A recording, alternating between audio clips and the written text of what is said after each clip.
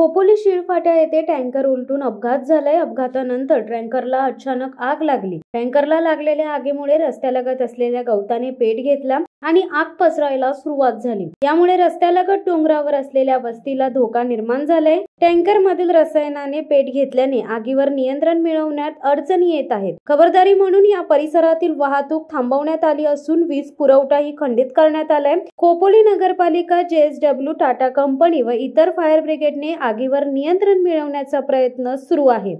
शिवसत्ता टाइम्ससाठी खलील सुर्वे, खोपोली। दे धडक बेधडक वृत्त देणाऱ्या आपल्या शिवसत्ता टाइम्स न्यूज चॅनलला लाल बटन दाबून सबस्क्राईब करा आणि बेल आयकॉनला क्लिक करायला विसरू नका।